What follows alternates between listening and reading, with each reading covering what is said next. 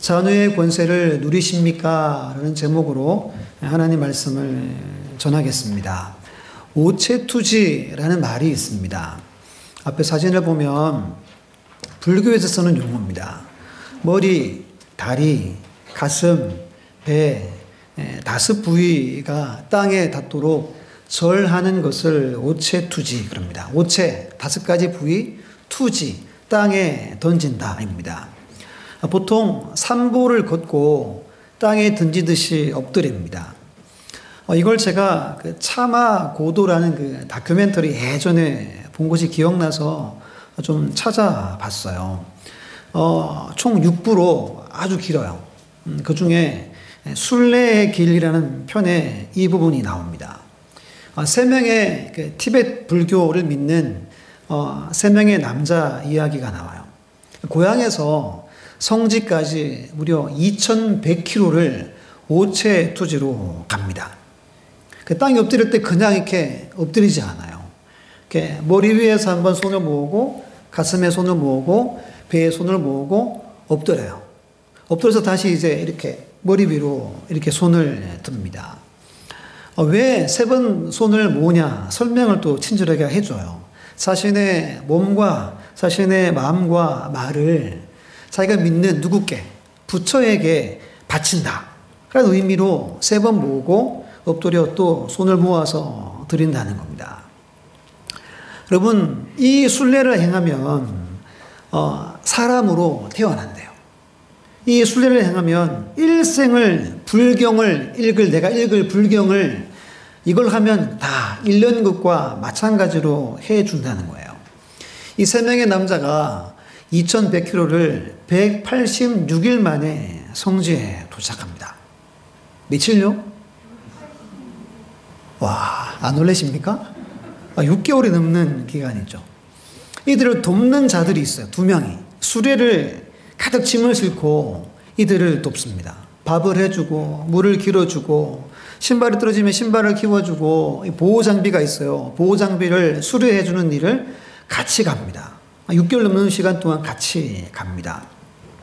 중간에 사람들이 만나면 막 응원해요. 막 힘내세요. 막 돈도 주고 이유가 있는 거예요. 이 순례가 단순히 나를 위함이 아니라 모든 티베트 불교를 믿는 사람들을 위한 헌신으로 모두가 여긴대요. 야, 이 참 멋진 부분인 것 같아요. 도착을 했어요. 6개월 만에. 그러면 그 사원에서 오체투지를 10만 배를 하고 집에 간대요. 10만 배 하는데 약 2달 정도가 걸립니다. 만약에 여기는 우리 남성분들이 티베트에서 태어났어요. 그러면 우리가 이걸 해야 됩니다. 왜? 내가 믿는 신앙이 이거니까. 이걸 보면서는 야, 정말 위대하다. 진짜 숭고하다. 라는 생각을 했어요. 야, 대단하다. 내가 한다면 할 수 있을까? 이런 생각도 해봤어요. 그리고 한편으로 이런 생각을 했어요. 너무너무 안타까운 거예요. 이들은 자기가 믿음이 있어서 하는 거잖아요. 근데 이들에게 돌아오는 건 제가 볼 때는 아무것도 없어요.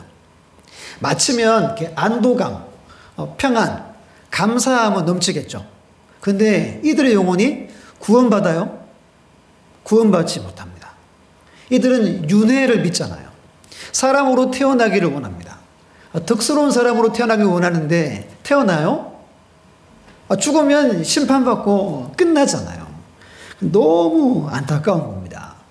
제가 왜 이야기를 이렇게 길게 하냐면 이들의 믿음과 우리의 믿음을 한번 잠깐이지만 한번 비교해 보라고 말씀을 드리는 겁니다. 이들은 자기의 신앙에 따라서 일평생 한 번 할까 말까 한 이 순례를 행합니다. 근데 우리는 어때요? 비교해보면 너무 편안하고 너무 안락하고 너무 우리의 신앙생활이 어떻게 보면 밋밋하게 우리가 살고 있지 않습니까? 이들은 신앙에 의해서 저들이 가야 할 길을 간 것뿐이에요. 그럼 우리는 예수를 믿는 자답게 하나님의 자녀답게 어떻게 신앙의 여정을 우리가 펼쳐 가야 할까요? 이것을 오늘 함께 말씀을 잠깐 나눠보고자 합니다. 오늘 본문은 두 곳이에요. 첫 번째 말씀, 우리 요한복음 1장 12절 말씀은 다 암송하시죠. 같이 한번 암송해 볼까요? 시작. 영접하는 자, 곧 그 이름을 믿는 자들에게는 하나님의 자녀가 되는 권세를 주셨으니. 아멘. 왜 우리가 이 구절을 기억할까요? 암송할까요? 쉬워서. 아이, 목사님 짧잖아요. 아니에요. 이 구절이 성경에서 가장 중요하기 때문인 겁니다. 그래서 우리가 암송을 저절로 하고 있는 거예요. 짧아서 하는 건 아닙니다. 아담 이후에 모든 인류는 죄 중에 태어났습니다. 죄인으로 지옥행이라고 적혀 있는 기차에 타서 살고 있어요. 도착하면 어디예요? 종착역은 지옥입니다. 하나님의 원수요, 마귀의 자녀로 살아갑니다. 근데 하나님의 무조건적인 은혜와 그 사랑으로 오늘 우리가, 여기는 우리 모두는 예수님을 영접했어요. 하나님의 자녀가 되게 하셨어요. 이것은 값이 없는 은혜입니다. 하나님의 선물이에요. 우리의 신분이 바뀌었어요. 우리는 하나님의 자녀입니다. 우리 청강교회에 속한 모든 성도들이나 우리 청년들이나 학생들이나 우리 사립학교 모든 친구들 다 하나님의 자녀예요. 하나님의 아들, 딸입니다. 믿습니까? 제가 오늘 믿습니까를 좀 많이 할 거예요.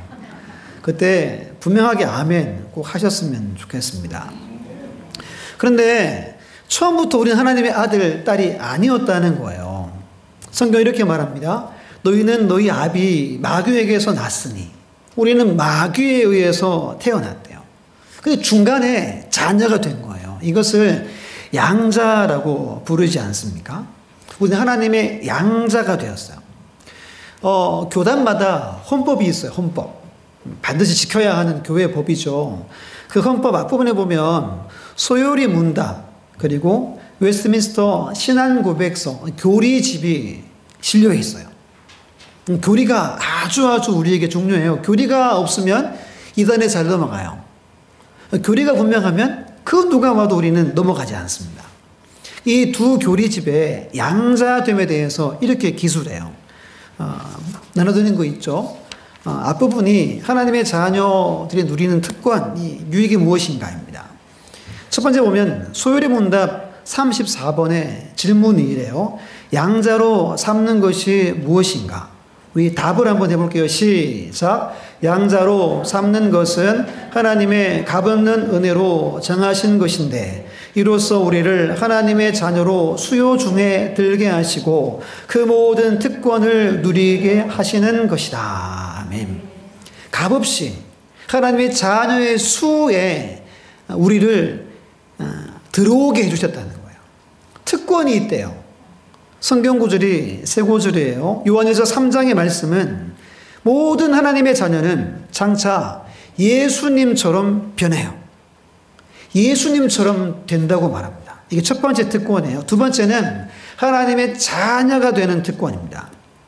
세 번째 로마서 8장 17절은 우리 화면을 보고 같이 한번 읽어볼게요. 시작. 자녀이면 또한 상속자 곧 하나님의 상속자요 그리스도와 함께한 상속자니 우리가 그와 함께 영광을 받기 위하여 고난도 함께 받아야 할 것이니라. 아멘.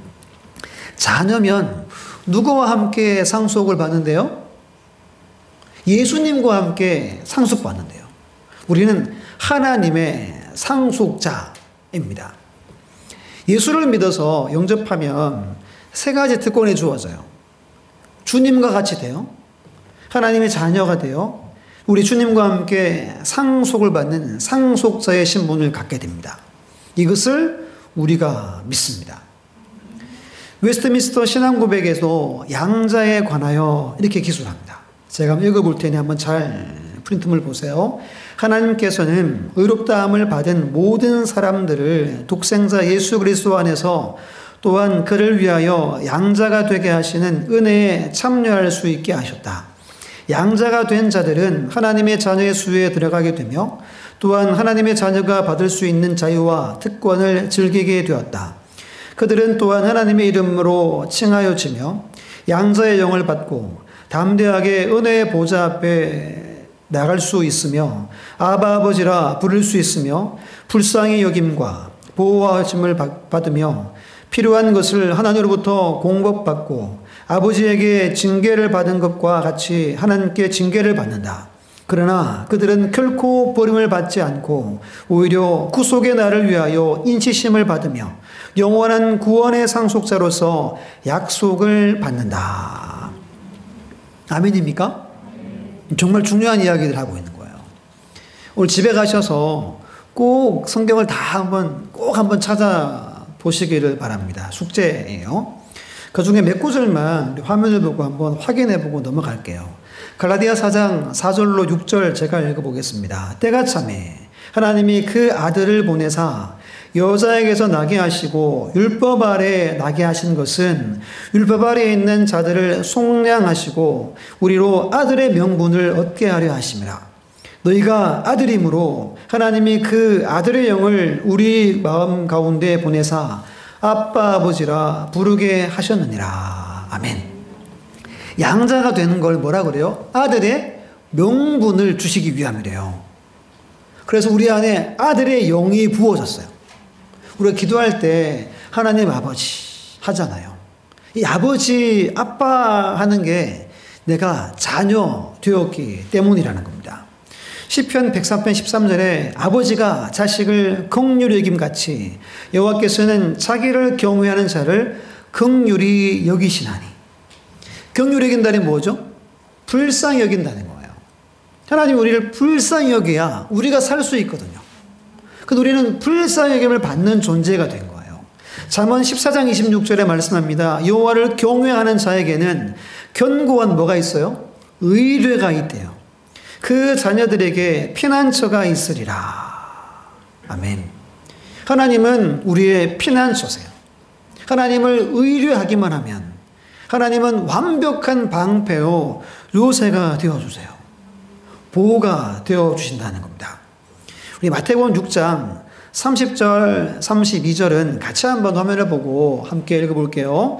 오늘 있다가 내일 아궁이에 던져지는 들풀도 하나님이 이렇게 입히시거든 하물며 너일까 보냐 믿음이 작은 자들아.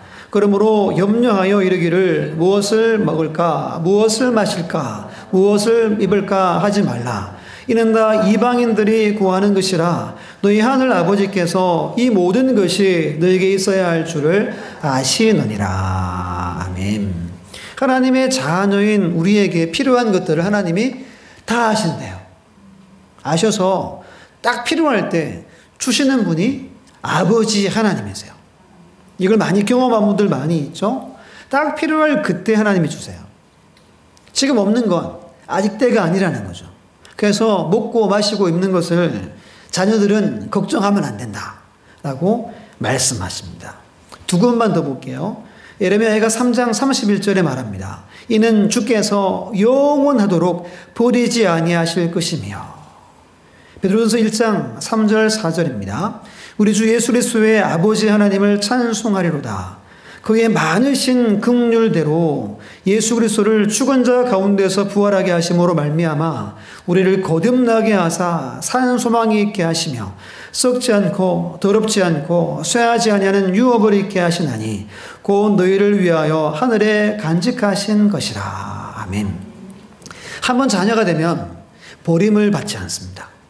썩지 않고 더럽지 않고 쇠하지 않는 천국 하나님의 나라를 우리에게 유업으로 주세요. 지금은 하나님이 잘 간직해 놓고 계신다고 말합니다. 이것이 자녀, 양자 된 자에게 주신 하나님의 특권이에요. 하나님의 은혜입니다. 믿습니까? 이걸 많은 분들이 이렇게 정리해가지고 7가지 하나님의 자녀의 권세라고 말해요. 뒷표면에 보면 7가지 나와요. 첫 번째가 자녀된 권세예요. 두 번째가 성령님이 동행하는 권세예요. 늘 여러분과 함께 하면서 여러분들을 가르치고 생각나게 하십니다. 성령은 늘 나와 함께 하세요. 늘 우리 인생에 함께 하십니다. 세 번째는 기도 응답의 권세입니다. 이렇게 말씀하죠. 내 이름으로 무엇이든지 내게 구하면 내가 뭐 하리라? 내가 행하리라 라고 말씀합니다. 네 번째는 흑암의 세력을 꺾는 권세입니다. 여러분들이 누가복음 10장 19절 한번 읽어주세요. 시작.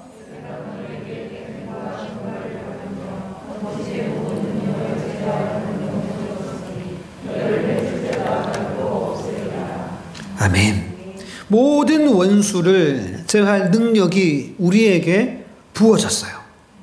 그 누구도 여러분들을 해칠 자가 결코 없다라는 권세가 우리에게 있습니다. 다섯 번째는 천사의 도움을 받는 권세예요. 천사가 왜 이 땅에 왔대요? 상속자들, 우리죠. 우리를 섬기기 위해서 이 땅에 보냈대요. 학자들마다 조금 다르지만 명령하여 선포할 수 있다라고 보는 분들도 있어요. 우리가 명령하면 성령께서도 일하시지만 천사가 우리를 위해 일합니다. 여섯 번째, 천국 시민의 권세가 있고 마지막에 뭐예요? 세계 복음화의 특권입니다. 마지막 구절을 제가 한번 읽어드릴게요. 예수께서 나와 말씀하여 이르시되 하늘과 땅의 모든 권세를 내게 주셨으니 그러면 너희는 가서 모든 민족으로 제자를 삼아 아버지와 아들과 성령의 이름으로 세례를 베풀고 내가 너에게 분부한 모든 것을 가르쳐 지키게 하라. 볼지어다 내가 세상 끝날까지 너희와 항상 함께 있으리라. 아멘. 하늘과 땅의 모든 권세를 예수님이 가지셨는데 그 예수님이 끝날까지 함께 하신대요. 이게 무슨 말이죠? 예수님이 지니신 하늘과 땅의 권세를 누구한테 준다는 거죠? 예, 우리에게 주셨다라는 의미입니다. 그럼 이것이 양자된 우리가 누리는 거예요. 이걸 누리고 계십니까? 이것을 누리는 것이 신앙생활이에요.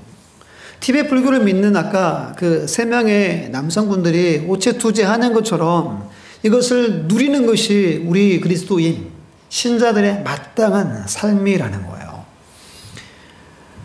여기서 고민이 생기죠. 왜 나는 못 누릴까? 왜 나는 못 누리고 왜 내게는 이런 은혜가 없는 것 같을까?입니다.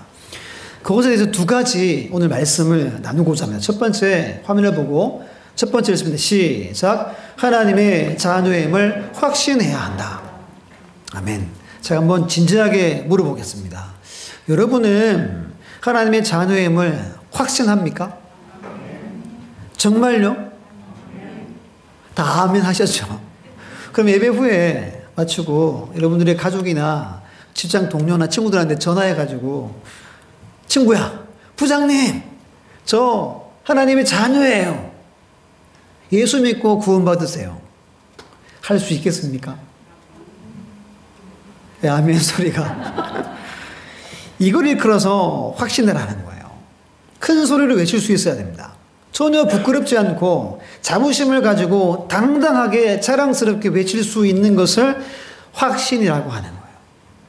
이 확신이 있어야 이것을 누릴 수 있는 겁니다. 첫 번째 본문을 좀 자세하게 제가 풀어서 설명을 좀 드릴게요.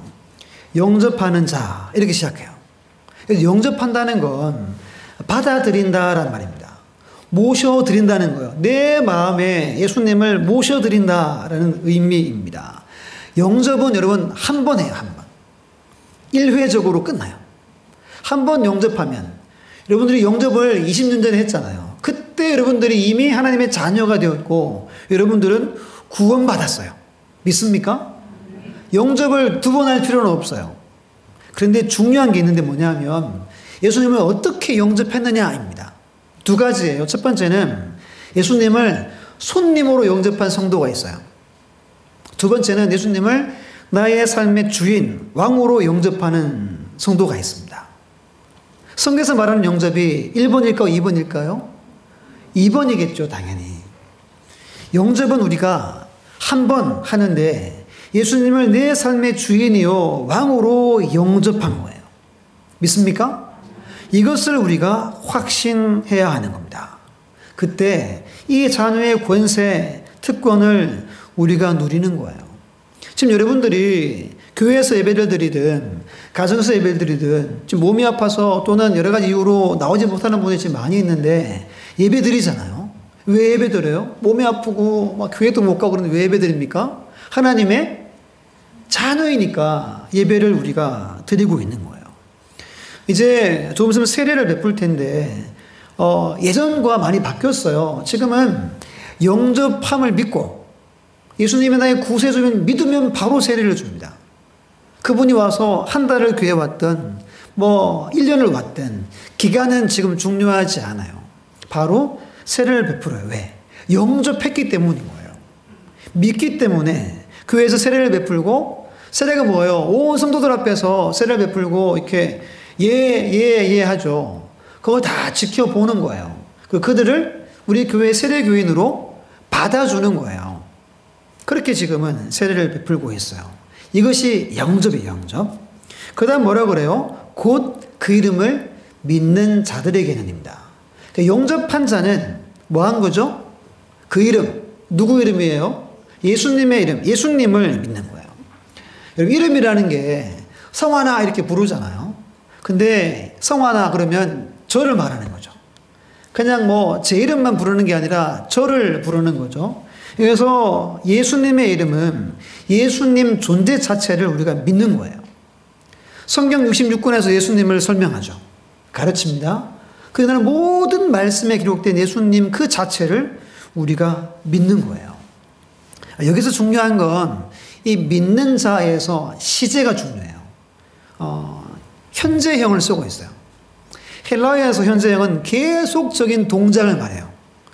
영접은 몇 번 한다고 그랬어요? 한 번에 한 번. 믿는 것은 매일매일 순간순간 한다는 거예요. 계속해서 믿어야 돼요. 아침에 눈을 떴어요. 출근했어요. 점심 먹고 오후에 일합니다. 저녁에 집에 왔어요. 순간순간마다 내 삶의 주인이 예수님을 믿고 내 삶을 맡기고 인정하고 살아가는 그 믿음이 오늘 여기서 말하는 믿음인 거예요. 계속해서 인정하는 거예요. 그리고 마지막에 뭐예요? 권세를 주셨으니.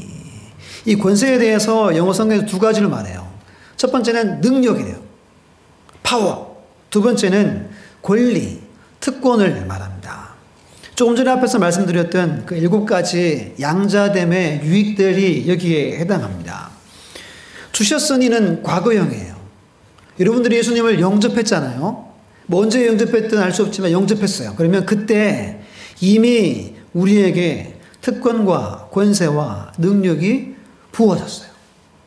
우리 안에 이미 있다고 성경은 말하고 있는 겁니다. 이것을 믿고 확신하는 자가 누리는 거예요.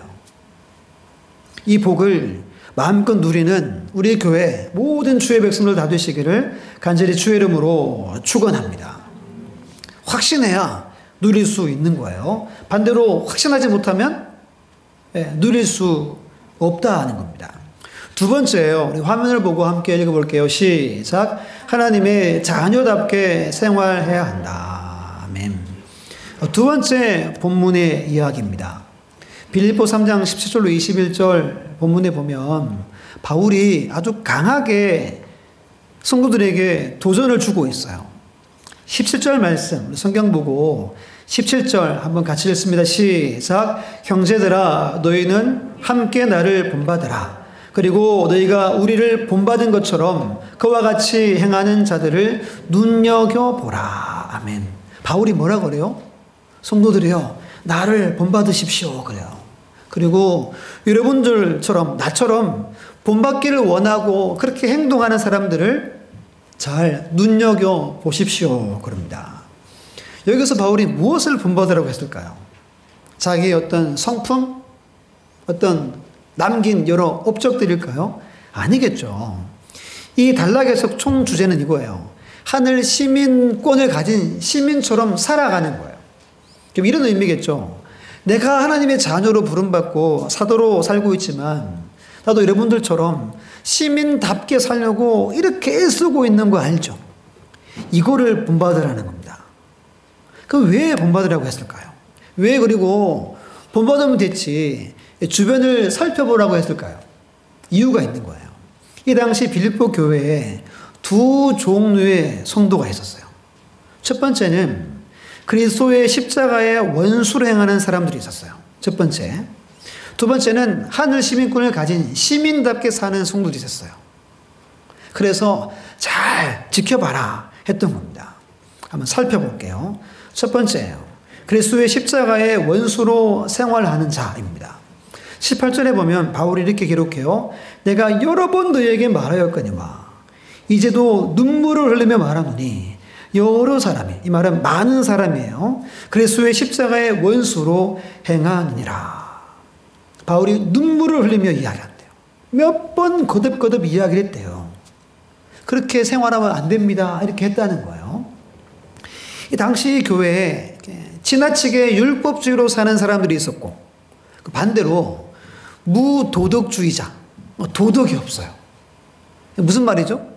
자기 마음대로 자유분방하게 자기의 감정과 생각대로 살아가는 두 부류가 나눠져 있어요. 그리스도 십자가의 원수로 생활한다는 말은 이 두 번째에 해당하는 사람들을 말하는 겁니다. 그냥 안 믿는 사람하고 구분이 안 된다, 이렇게 보시면 돼요. 이들의 생활에 네 가지 특징이 있어요. 첫 번째가 뭐예요? 그들의 마침은 멸망이요, 그럽니다. 이 멸망은 마지막 하나님의 심판을 말합니다. 구원과 반대되는 개념을 말하는 거예요. 지금 너무 편하고 좋아요. 안락하고 여유있게 마음껏 내가 하는 것 하고 살아요. 근데 이들의 마지막 종국에는, 마지막에는 하나님의 심판이 있어서 마지막에 멸망당한다는 겁니다. 이런 말이 있죠. 마지막에 웃는 자가 승리자다라는 말이 있어요. 지금 우리가 이 땅에서 조금 슬프고 눈물 흘릴 수 있어요. 근데 마지막에는 웃어야 돼요. 이런 사람들은 마지막에 웃지 못한다는 겁니다. 두 번째요. 그들의 신은 뭐라 그래요? 배요, 그럽니다. 이게 무슨 말이냐면, 이런 사람들은 자기의 배를 하나님으로 모시고 살아간다는 말이에요. 먹고 사는 것을 위해 살아요. 먹고 마시는 게 신이 되었다는 말입니다. 로마 시대에 가장 전성기 때를 일컬어서 팍스 로마나 이렇게 불러요. 로마의 평화라는 뜻입니다. 전쟁도 없고 그리고 너무 모든 것이 넘쳤어요. 당시 귀족들은 집에 양식장을 개인 양식장을 만들었어요. 먹을 것이 넘쳐났고 노예가 넘쳐났습니다. 그래서 통을 늘 하나씩 들고 다닌대요. 이게 무슨 통이냐 하면 토하는 통이에요. 먹고 토하고, 야, 저것도 맛있게 생겼네. 손가락을 집어넣어서 토하고 또 그것을 먹고, 그렇게 그 로마의 번성기 때 평화를 누렸대요. 양식장을 다 가지고 있다 그랬잖아요. 뭘 키웠냐면 칠성장어를 키웠대요. 이 칠성장어가 어떻게 자라냐면 피를 먹어요. 동물이든 물고기든 있으면 피를 이렇게 흡입해야 얘네들이 먹고 자라요. 귀족들이 뭐 했을까요? 노예들을 잡아서 토막 내어서 먹이로 줬어요. 그 피를 먹고 자란 장어들을 이 양반들이, 귀족이니까 양반들이죠. 이 양반들이 그걸 잡아먹고 누렸어요. 그럼 이쯤 되면 이건 뭐예요? 죄죠, 죄. 오직 배만 채우고 살아갑니다. 자신의 배가 우상인 거예요. 요즘에 성인병 등등 이 병의 원인이 뭐예요? 부족해서 생긴 게 아니라 뭐예요? 많아가지고 생기죠. TV를 쭉 돌려보면 채널이 수백 가지잖아요. 먹는 프로그램이 얼마나 많아요. 왜 그러면 그 많은 프로그램 보지도 않는데 방송에 편성할까요? 보는 사람이 있다는 말입니다. 왜 공급하죠? 수요가 있으면 공급을 하는 겁니다. 아마 조사해보면 동시간대에 먹는 프로가 과연 아마 수십 가지는 아마 되지 않을까 싶어요. 무엇을 말하냐면 지금 이 시대, 이 세상은 배를 위해 살아요. 즉 육신을 위해 육체화 되었다는 말입니다. 여러분들은 먹기 위해 사십니까? 살기 위해 드십니까? 후자예요, 후자. 우리는 살기 위해 먹는 거예요. 근데 이 세상은 먹기 위해 사는 것처럼 살아간다는 겁니다. 그걸 위해 모든 걸 허비합니다. 소론에서 오직 투자하는 세 사람 이야기했잖아요. 그 중에 나이가 제일 많은 사람이 34살이에요. 이렇게 인터뷰에 이렇게 말합니다. 사람의 몸으로 다시 태어나기도 어려운데 인생을 낭비하고 싶지 않아서 하는 거래요. 최소한 이들은 배를 위해 살진 않습니다. 근데 오늘날 교회 안에 자신의 배를 위해 살아가는 성도들이 존재한다는 겁니다. 이렇게 살면 결코 특권을 누릴 수 없음을 오늘 성경의 바울이 지적하고 있는 거예요. 세 번째, 이들의 영광은 그들의 부끄러움이래요. 수치스러운 것을 막 사랑하고 산다는 거예요. 하나님 앞에 섰을 때 마땅히 부끄럽고 이 죄인데, 근데 지금 현실에서 사람들한테 자랑한대요. 이거 봐라, 이거 봐라, 이거 봐라. 여러분들은 무엇을 자랑하십니까? 좋은 집안, 돈 많이 있는 거? 또 뭘 자랑해요? 성격 자랑하죠. 내가 좀 이렇게 괴팍해도 내가 뒤끝은 없다. 뭐 이렇게 자랑하죠. 또 뭐 자랑해요? 뭐 자녀 자랑하고, 손주 자랑하고, 자랑하죠. 제가 이제 이번 주 한번 새벽 기도하다가 이런 생각이 들었어요. 목사는 뭘 자랑해야 될까요? 목사가 이름 날라면 뭐 잘해야 되죠? 목사의 90%가 설교로 결정된대요. 많은 분들이 그래요. 설교를 잘해야 돼요. 근데 제 생각은 그게 아니다. 제가 설교를 정말 잘해가지고 유명해질 수 있어요. 이성원 치면 뭐 서산에 있는 청학교에 들을 수 있잖아요. 근데 제가 생각한 건 목사의 자랑은 교회예요, 교회. 성도들 얼마나 건강하고 얼마나 예수를 잘 믿는가에 따라서 자랑해야 돼요. 하나님이 이걸로 판단하겠죠. 설교 잘한다고 설교야 열심히 준비하면 잘할 수 있는 거죠. 아닙니까? 네. 네 번째가 뭐예요? 땅의 일을 생각하는 자 그래요. 자나깨나 뭐예요? 육체를 위해서 모든 삶이 물질적인 것에 치우쳐 살아간다는 거예요. 하나님은 이렇게 말씀합니다. 골로새 3장 2절에 위의 것을 생각하고 땅의 것을 생각하지 마라. 하나님 말씀이에요. 땅의 것 생각하지 마라. 니들은 내가 너를 구원했는데 너 위의 것만 생각해라. 골로새 3장 5절 말씀에 말합니다. 그러므로 땅에 있는 지체를 죽이라.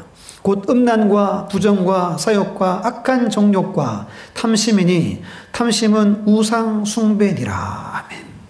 땅에 있는 지체를 뭐 하래요? 죽여라 라고 말합니다. 사랑하는 여러분, 정말 가슴 아픈 일은 여기에 기록해 있는 이런 특징이 있는 자들이 교회 안에 있다는 겁니다. 오로지 이 땅에서 어떻게 하면 행복하게 살아갈까? 여기에 뿌리를 받고 가라지 교인으로 살아간다는 거예요. 입술로는 나 예수님 믿습니다. 신앙 고백을 하지만 세상 일에 관심밖에 없는 자들이 있다는 겁니다. A.W. 토저 목사님이 많은 책을 썼는데 그 중에 나는 진짜인가 가짜인가 라는 책을 썼어요. 그 책에 7가지 거듭나서 예수 믿는 사람들의 이렇게 알 수 있는 자가진단 7가지 질문이 있어요. 첫 번째가 내가 가장 원하는 것은 무엇입니까? 뭘 원합니까? 돈입니까? 뭐예요? 건강이에요? 뭐예요?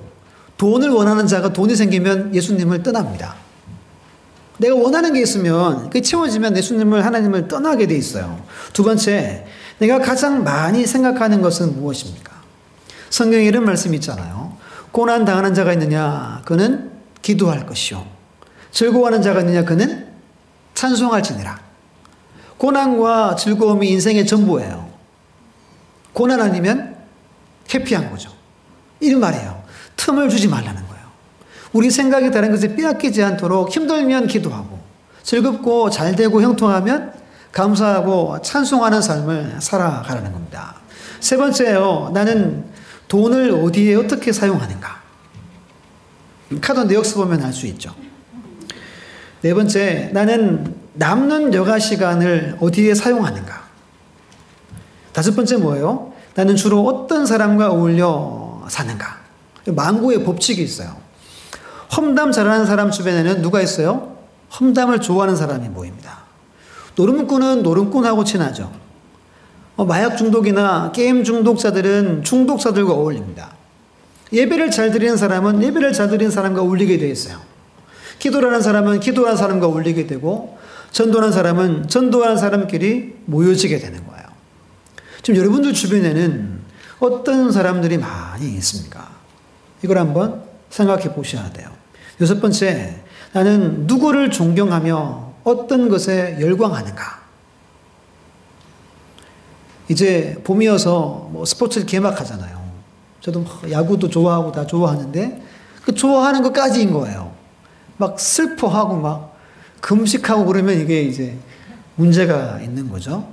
마지막 7번째. 나는 무엇을 보고 기뻐하는가? 어떤 목사님이 이런 말을 했어요.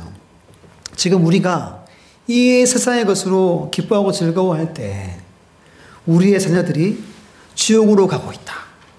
야, 무서운 이야기를 한 분이 있어요.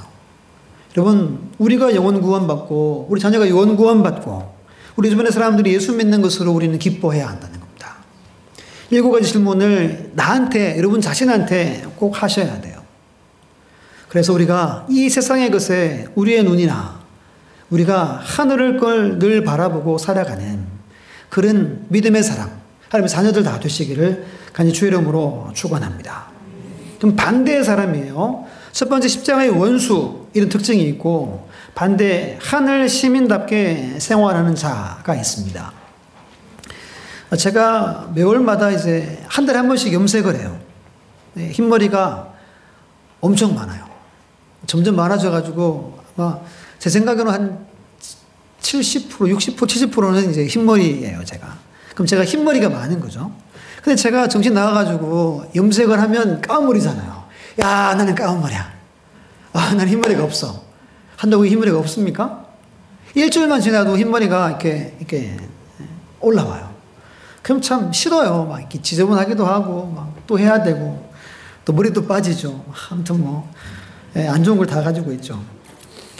그럼 여러분, 나는 흰머리인데, 사람들한테, 저는 흰머리가 없습니다. 이건 뭐예요? 이 제정신이 아닌 거예요. 우리는 국적이 두 군데라는 거예요. 대한민국 국적을 가지고 있고, 그리고 천국 국적을 가지고 있어요.